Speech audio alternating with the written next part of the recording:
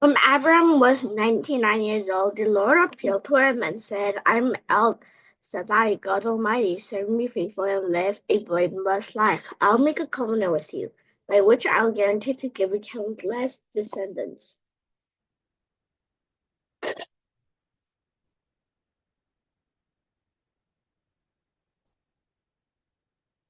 This Abraham fell face down on the ground. Then God said to him, This is my covenant with you. I'll make you the father of a multitude of nations. What's more, I'm changing your name. It will no longer be Abraham.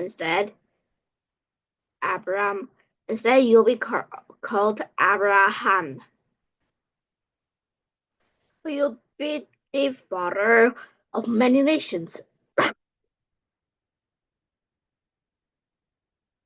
I'll make you extremely fruitful. Your descendants will become many nations, and kings will be among them. I'll confirm my covenant with you and your descendants after you, generation to generation. This is the everlasting covenant. I will always be God and the God of your descendants after you.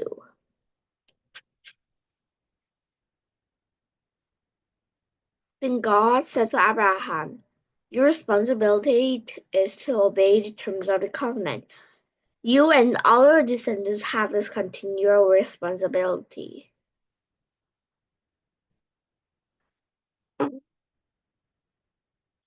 This is the covenant that you and your descendants must keep.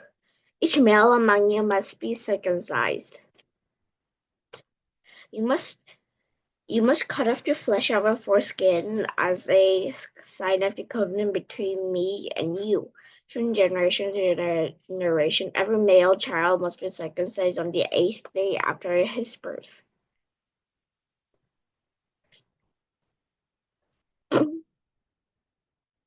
All must be circumcised. Your bodies will bear the mark of my everlasting covenant. Any male who fails to be circumcised will be cut off from the covenant family for breaking the covenant. Then God said to Abraham regarding Sarah, your wife, her name will not be Sarah. From now on, her name will be Sarah. And I will bless and give you a son from her. Yes, I will. Bless her richly, and she will become the father of many nations. Kings of nations will be among her descendants.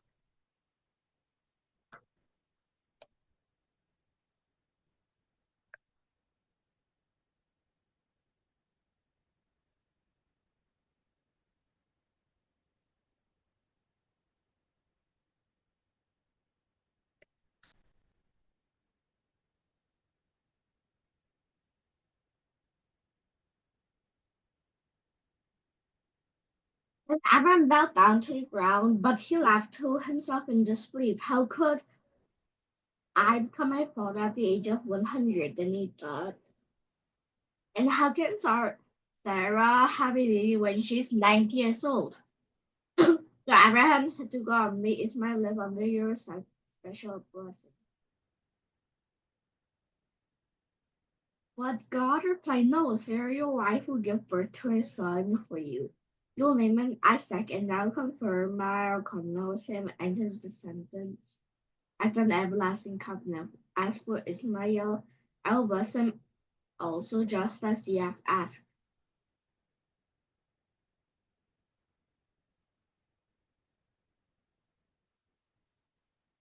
I will make him extremely fruitful and multiply his descendants.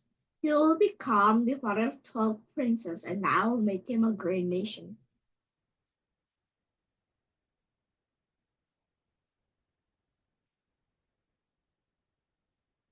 But my covenant will be confirmed with Isaac, who will be born to you and Sarah about this time next year. When God had finished speaking, he left Abraham on that very day. Abraham took his son Ismail and every male in his household, including those born there and those who had brought. They circumcised them, cutting off their foreskin.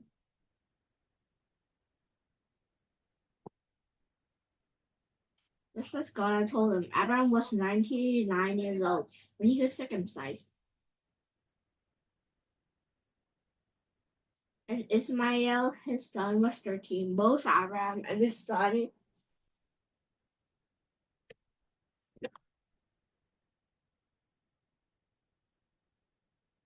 was 13. Both Abraham and his son Ismael were circumcised on that same day, along with all the other men and boys of the household, whether they were born there or brought as servants.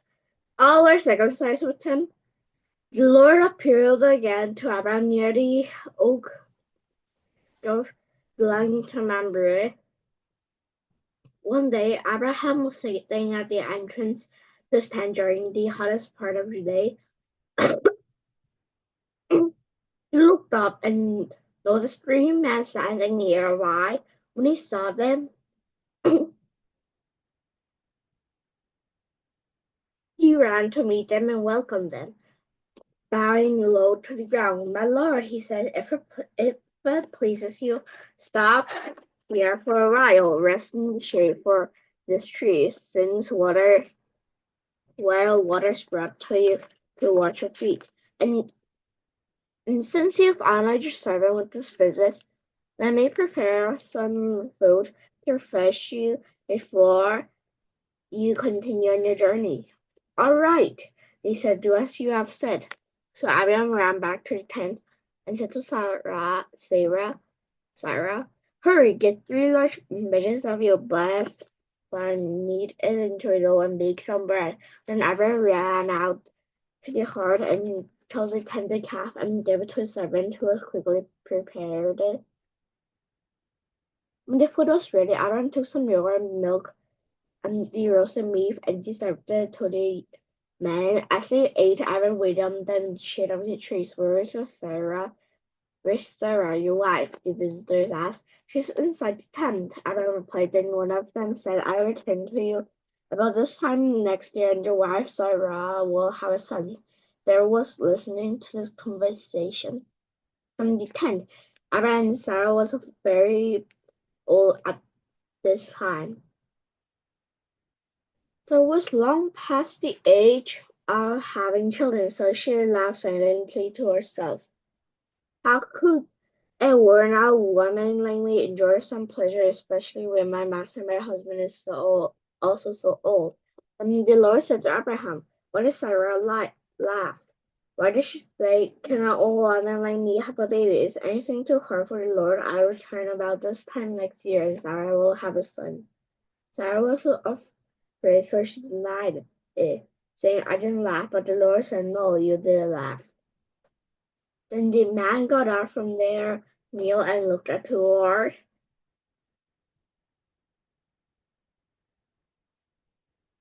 So the master left. Abraham went with them to send them on their way. "Should I hide my plan from Abraham?" the Lord asked.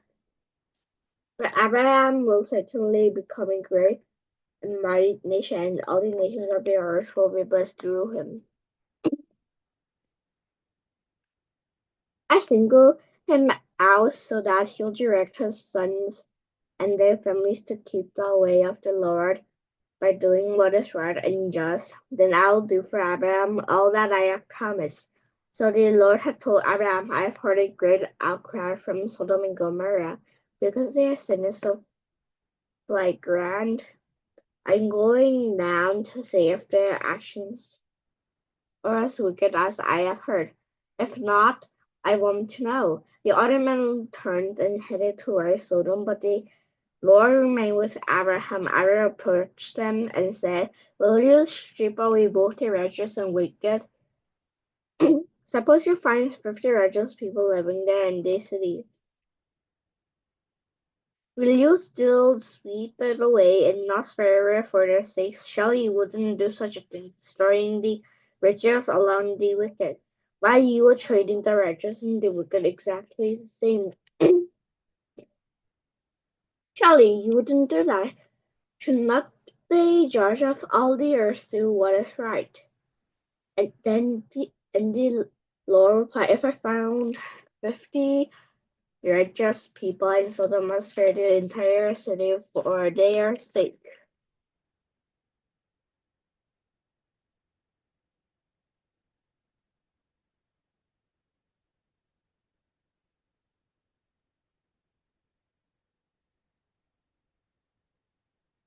Then Adam spoke again, since I have begun, let me speak further to my Lord, even though I am a dust and ashes. Suppose there are only 45 largest people of that, rather than 50, will you destroy the whole city for lack of 5? And the Lord said, I'll not destroy if I find 45 righteous people there. Then Adam pressed his request further. Suppose there are only 40. And the Lord replied, I'll not destroy it for the sake of the 40. Please don't be angry, my Lord. Adam pleaded, let me speak. Suppose only 30 righteous people are found. And the Lord replied, I'll not destroy it if I found 30. Then Abraham said, since I have dared to speak to the Lord, let me continue. Suppose there are only 20. And the Lord replied, then I will not destroy it for the sake of you 20. Finally, Abraham said, Lord, please don't be angry with me if I speak one more time. Suppose only 10 are found there. And the Lord replied, then I will not destroy it for the sake of the 10. When the Lord had finished his conversation with Abraham, he went on his way, and Abraham had returned to his tent. At evening, the two angels came to the entrance of the city of Sodom. Lot was sitting there when he saw them. He stood up to meet them, and he welcomed them and fell with his face to the ground. My lords, he said, come to my home to wash your feet and be my guests for the night. You may then get up early in the morning and be on your way again. Oh no, he replied, we'll just spend the night.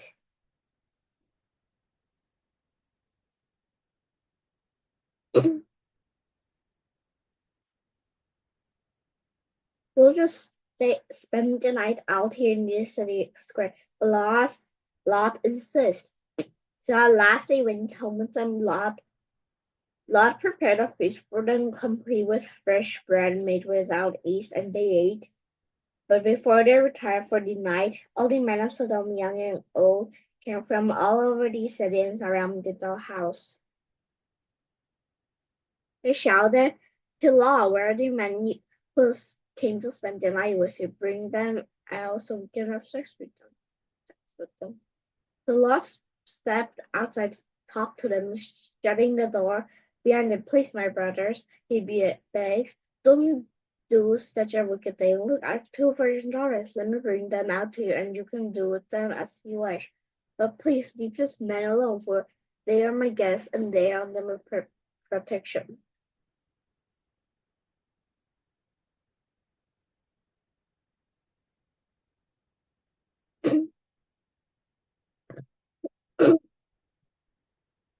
Stand back, they shouted. This fellow came to town as an outsider, and now he's acting like our judge. We'll treat you far worse than those other men.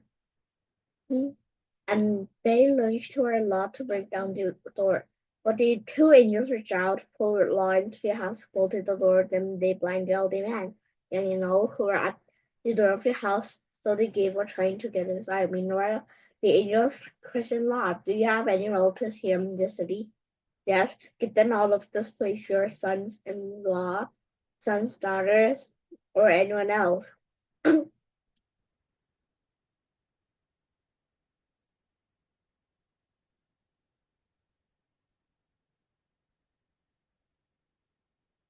So this outcry against this place is so great that it reached to the Lord, and he has sent us to destroy it. So Lord rushed out to tell his daughter's finances, quick, get out of the city, the Lord is about to destroy it. But the young man thought he was only joking. At dawn the next morning, the angels began to sense. Hurry, they said to Lot, take your wife and your two daughters who are here. Get out right now, or you will be swept away into the destruction of the city. When Lot still hesitated, the angel seized his hand and the hands of his wife and two daughters and rushed him to safety outside the city, for the Lord was merciful. When they were safely out of the city, one of the angels ordered, "Run for your lives, and don't look back or stop anywhere in the valley. Escape to the mountain, or you'll be swept away." "Oh no, my Lord," Lot begged. "You have been so gracious to me and saved my life."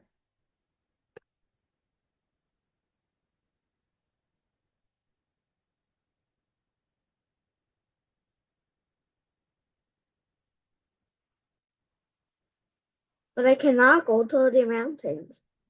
Disaster will catch up to me there, and I will soon die. So there is a small village nearby. Please let me go there instead. Don't you see how small it is? Then my life will be saved." "All right," the angel said, "I'll grant your request. I will not destroy the little village, but hurry, escape to it, for I cannot do nothing until you arrive here." This explains why the village was known as Shore, which means little place. Lot reached the village just as the sun was rising over the horizon. Then the Lord rained down fire and burning sulfur from the sky in Sodom and Gomorrah. He utterly destroyed them along with the other cities and villages of the place, wiping out all the people and every bit of vegetation. The Lord's wife looked back as she was fleeing behind to turn into a pillar of salt. Having got up early that morning and hurried out to the place where he had stolen the Lord's presents, he looked out across the plain toward Sodom and Gomorrah, righteous columns of smoke rose from the cities like smoke from a furnace. But God had listened to Abram's request and kept Lot safe, removing him from the disaster that engulfed the cities from the plain. Afterward, Lot left Jordan because he was afraid of people there, and he went to live in a cave in the mountains with his two daughters. One day, the older daughter said to her sister, "There are no men left anywhere in this entire area, so we can get married like everyone else. And our father will be too old to have children. Come, let's get him drunk with wine, and then we'll have sex with him. That way we'll preserve our family line through our father." That night they got him drunk with wine, and the older daughter went and had intercourse with her father. He was unaware of her lying down or getting up again. The next morning, the older daughter said to her younger sister, "I had sex with our mother last night. Let's get him drunk with wine again tonight, and you go in and have sex with him. That way we will preserve our family line to our father." So that night they got him drunk with wine again. The younger daughter went in the coast with him. As before, he was unaware of her lying down or getting up again. As a result, both of Lot's daughters became pregnant by their own father. When the older daughter gave birth to a son, she named him Moab, became the ancestor of the nation now known as Moabites. When the younger daughter gave birth to a son, she named him Benoni. He has become the ancestor of a nation known as the Amorites. Aaron moved south to Negev and lived for a while between Kadesh and Ur. And then he moved on to Gerar. While living there, a foreigner, Aaron introduced his wife Sarai by saying, "She's my sister." So King Anilish of Gedor sent for Sarai and brought her to his palace. But that night God came to Anilish in a dream and told him, "You're a dead man, for that woman you have taken is already married." But Anilish had not slept with her yet. So he said, "Lord, will you destroy an innocent nation? Didn't Abraham tell me she's my sister?" And she herself said, "Yes, he's my brother. I acted in complete innocence. My hands are clean."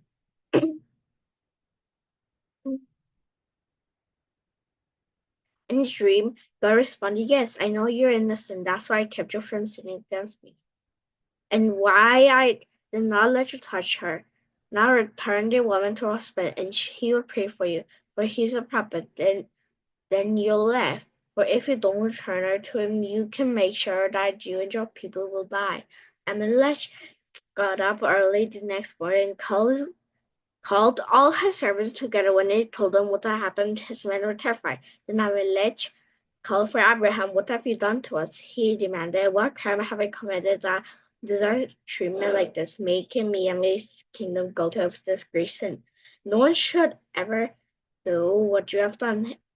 Whatever possessed you to do such a thing? Aaron replied that this is a godless place. They will want my wife and kill me together.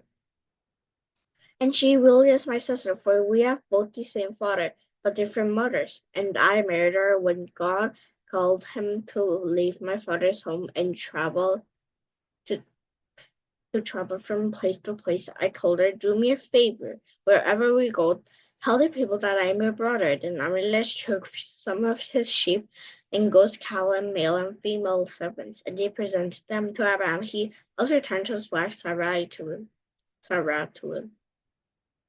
Then Amalek said, look, open my land and choose any place where you would like to live. And he said to Sarah, look, I'm giving your brother 1,000 pieces of silver in the presence of all these witnesses. This will to compensate you for any wrong I have done to you. This will settle any claim against me, and your reputation is clear. Then Abraham prayed to God, and God healed Amalek, his wife, and his female servants, so they could have children, for the Lord had caused all the women to be infertile. Because of what had happened with Abraham's wife, Sarah.